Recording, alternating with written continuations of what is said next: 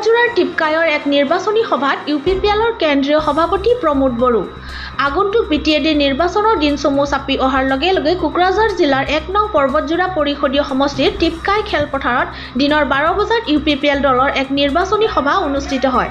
উক্ত নিৰ্বাচনী সভাত একালৰ এপছুৰ কেন্দ্ৰীয় সভাপতি তথা ইউপিপিএল দলৰ কেন্দ্ৰীয় সভাপতি প্ৰমোদ বড়ো, প্ৰাক্তন সাংসদ ইউজি ব্ৰহ্ম আৰু পৰ্বতজোৰা ইউপিপিএল দলৰ সকলো নেতাকৰ্মী উপস্থিত থাকে। উক্ত সভাতে 4জন প্ৰাক্তন এনডিএফবি কেডাৰে ইউপিপিএল দলত যোগদান কৰে।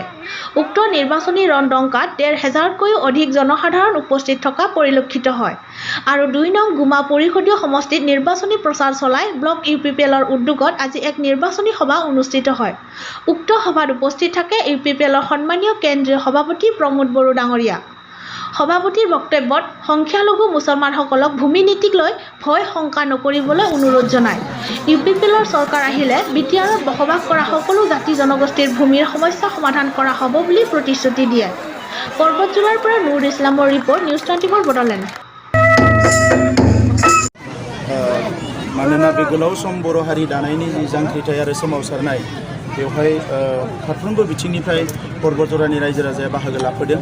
एबसुनि सोमावसारनाय, बिएलटिनि, एनडिएफबिनि जेरावबो बाहागो लादों। दा नंखायनो गोरोबथाया मोनथाम जाना थांबाय जेला नैबे गोरोबथानि गेजेरजों पर्बतजरा ओनसोलनि गासैबो रायजो राजाफोरनि सोरगिदिं जौगानायखौ जों लुबैयो। बिनि लामा सामा, स्कुल, कलेज, बिनि जिउ खुंनाय राहा आरो बेवहाय गुबैयै जोंहा गुरुदेव कालीचरण ब्रह्मनि जोनोम जायगा बे साब डिभिजना। दा बिनिखायनो गुरुदेव कालीचरण ब्रह्मनि मुङाव जोंहा जिफोर बेवहाय थानसालि बायदिसिना दङ बेखौ सोरगिदिं जौगानायखौ जों लुबैयो। दा बिनिखायनो नैबे समाव जोङो बे पर्बतजरानि थाखाय स्पेसियेलि पर्बतजरानि थाखाय मोनसे सोरगिदिं जौगानायनि फैसा जाफोरदों गैयालासे फैसा जाफोरदों होननायाव गासैबो फोरमान दङ। फैसा जाफोरनायनि गासैबो फोरमान दङ। जब कार्डनि 650 कौटि रांनि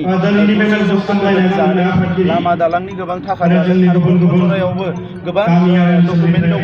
दिनै बिथांमोना भिडिअ बायदिसिना इनफ्लुएन्स खालामनानै बिथांमोना सिखोमाना दोननो नागिरदों। नाथाय पर्बतजरा टिपकाय ओनसोलनि बे पिएमवाइनि न'नि फैसा जानाय, जब कार्डनि फैसा जानाय गोबां जोंनियाव रेकर्ड दङ आरो बेखौ लासै लासै जों इनकुवारि खालामनानै बिनि सायाव एक्सन लानाय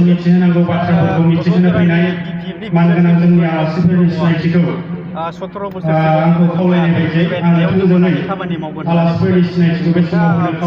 17 बोसोरा खम सम नङा। 17 बोसोराव जौगानाय मावनो हायाखैबा आरो सम मोनबावा जौगानाय जे हागोन बेखौ हानाय नङा। बिथांमोना रायजोफोरखौ थगायदों।